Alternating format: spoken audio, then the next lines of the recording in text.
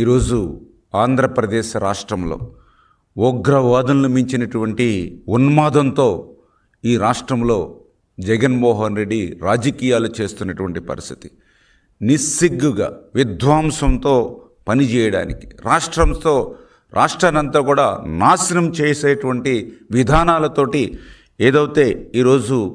మరి జగన్మోహన్ రెడ్డి ఎవరైనా రేపు అధికారంలోకి వస్తే ఏం చేస్తారు, ఎట్లా ఉద్ధరిస్తారు, ఎట్లా చేసినటువంటి తప్పుల్ని సరిచేసుకుంటారో ప్రజలకు తెలియజెప్తారు.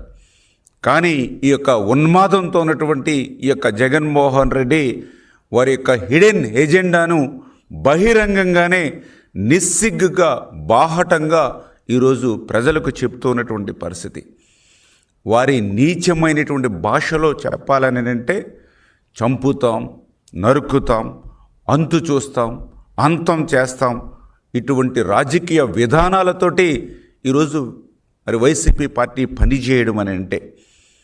ఈరోజు జగన్మోహన్ రెడ్డి చెప్తూ ఉన్నాడు, మేము అధికారంలోకి వస్తే ఉన్నవి పడగొడతాం,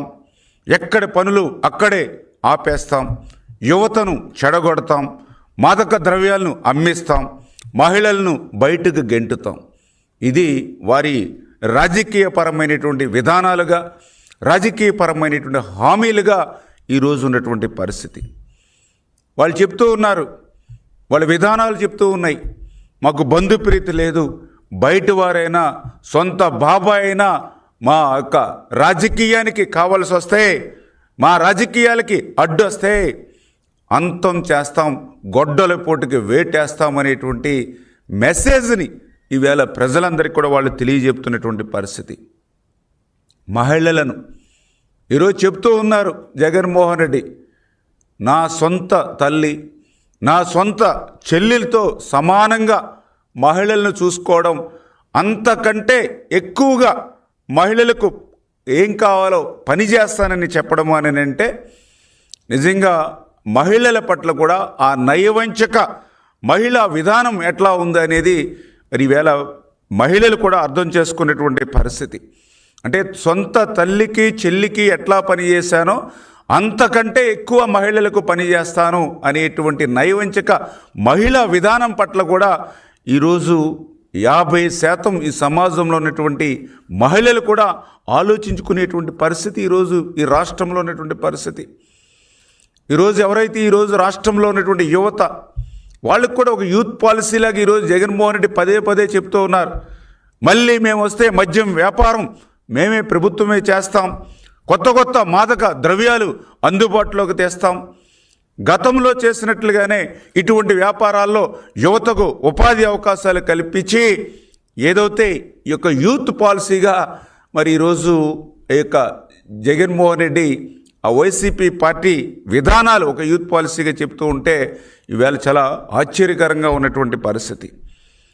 మనం చూస్తూ ఉంటాం, ఏ రాజకీయ పార్టీ అయినా సరే రేపు అధికారంలోకి వస్తే నేరాలను అరికడతాం, శాంతి భద్రతలను కాపాడుతామని చెప్తూ ఉంటారు. కానీ ఈ యొక్క వైసీపీ పార్టీ ఏదైతే ఈ యొక్క గొడ్డల పార్టీ అని ఈరోజు ఏదైతే ప్రజలు పిలుస్తూ ఉన్నారో మరి వాళ్ళు ఏం చెప్తూ ఉన్నారు, మేము అధికారంలోకి వస్తే నరికేస్తాం, చంపేస్తాం, లేపేస్తాం, రేపు 29లో పొట్టేళ్ళని తలలు నరికినట్లుగా మరి యొక్క రప్ప అంటూ నరికేస్తామని వాళ్ళు చెప్పేటువంటి విధానం ఏదైతే ఉందో, బహిరంగంగా గొడ్డళ్లతో మరి రోడ్ల మీద తిరుగుతూ ప్రజల్ని భయభ్రాంతులు చేస్తూ ఆ యొక్క పొట్టేళ్లను నరికి ఆ రక్తాన్ని ఆ ఫ్లెక్స్ల మీద జిమ్ముతూ అంటే ఒక రాక్షస ఆనందం పొందుతూ ప్రజల్ని ఏ రకంగా భయభ్రాంతులు చేస్తూ ఉన్నారో మనందరం కూడా చూస్తూ ఉన్నటువంటి పరిస్థితి. వాళ్ళ పార్టీ నాయకుడు ఇంకొకటి చెప్తూ ఉంటాడు, రేపు అధికారంలోకి వచ్చాక గుంటూరు నుండి యువతల వైపు అంతా కూడా ఇంటిలోంచి బయటికి లాగి కొడతాం, గుంటూరు అవతల ఇంటిలోంచి బయటికి లాగి నరుకుతామని. అంటే రేపు వీళ్ళ యొక్క లక్ష్యం అంటే అధికారంలోకి వచ్చేది అభివృద్ధి కోసమో సంక్షేమాన్ని అందించడం కోసమో కాదు, లా అండ్ ఆర్డర్ని కాపాడడం కోసం కాదు. రేపు అధికారంలోకి వచ్చేది ఏదైతే భర్తలను కోల్పోయినటువంటి భార్యలు, బిడ్డలను కోల్పోయినటువంటి తల్లులు అంటే ఒక విధ్వంసం, ఒక ధ్వంసం, రేపటి రాష్ట్ర భవిష్యత్తుని కళ్ళకు కట్టినట్లు ఈరోజు మరి జగన్మోహన్ రెడ్డి ఈవేళ వాళ్ళ గొడ్డలి పార్టీ విధానాల ద్వారా ఈరోజు మనందరికీ కూడా చూపిస్తున్నటువంటి పరిస్థితి. వీళ్ళ అకృత్యాలను కానీ వీళ్ళ యొక్క వికృత చేష్టలను మొన్ననే ఏబిఎన్ మరి ప్రజలకు తెలియజేస్తే మరి వాళ్ళని కూడా నాలుక కోసేస్తాం, కొత్త పలుకు ఈ రాష్ట్రంలో లేకుండా చేస్తాం, అంతం చేస్తామని ఒక మీడియా ప్రతినిధుల మీద కూడా మరి ఈ రకంగా జగన్మోహన్ రెడ్డి యొక్క వైఖరి అంటే ఉన్మాదంతో ఆయన మాట్లాడేటువంటి మాటలు చూస్తూ ఉన్నటువంటి పరిస్థితి చూస్తూ ఉంటే అది కూడా సాక్షాత్తు ఫోర్త్ ఎస్టేట్గా ఉండేటువంటి మీడియా మీద కూడా ఈ రకమైనటువంటి రాజకీయ ఉన్మాదంతో జగన్మోహన్ రెడ్డి మాట్లాడేటువంటి మాటలు చూస్తూ ఉంటే వీళ్ళ ప్రజలందరూ కూడా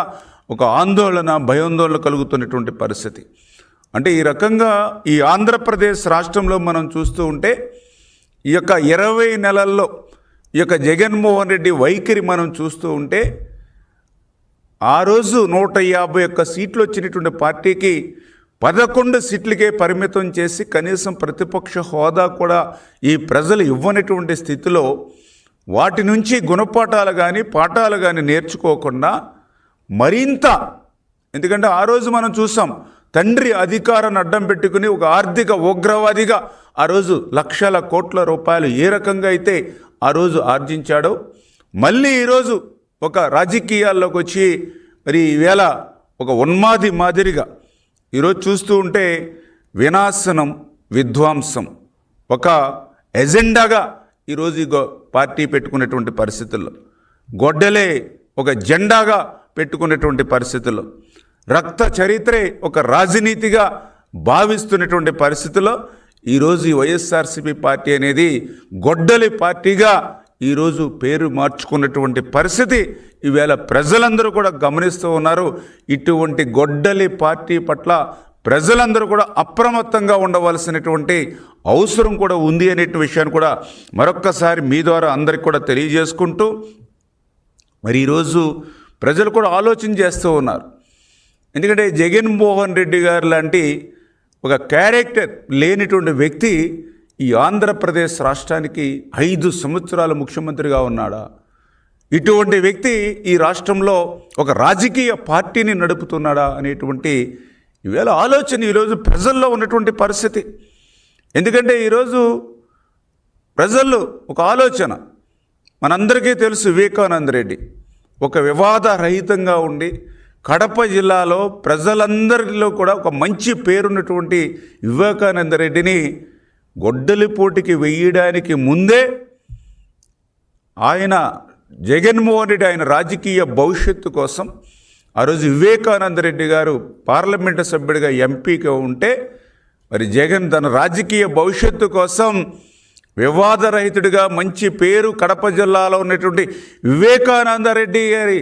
ఎంపీకి రాజీనామా సైతం బలవంతంగా భయపెట్టి ఆ రోజే రాజీనామా లెటర్ పంపిస్తే మరి సోనియా గాంధీ ఆ రోజు మరి జగన్మోహన్ రెడ్డిని మందలించినటువంటి మాట వాస్తవమా కాదా అనే విషయాన్ని కూడా ఈ సందర్భంగా తెలియజేయమని కోరుతూ ఉన్నాం. అదేవిధంగా ఆ రోజు మనందరం కూడా చూసాం, తండ్రి అచూకి ఇంకా లభ్యం కానిటువంటి స్థితిలో కూడా సంతకాలు సేకరణ చేయవలసినటువంటి అవసరం ఎట్లా వచ్చిందో ఈరోజు జగన్మోహన్ రెడ్డి ప్రజలకు సమాధానం చెప్పవలసినటువంటి అవసరం ఉంది. నాడు తండ్రి మరణానికి రిలయన్సే కారణమని చెప్పి ఆ రిలయన్స్ల మీద సైతం దాడులు చేసినటువంటి మీరు అధికారంలోకి వచ్చిన తర్వాత అదే రిలయన్స్ కంపెనీకి పదవులు మరి ఎట్లా అప్పచెప్పారో ఈరోజు జగన్మోహన్ రెడ్డి రాష్ట్ర ప్రజలకు సమాధానం చెప్పవలసినటువంటి అవసరం ఉంది.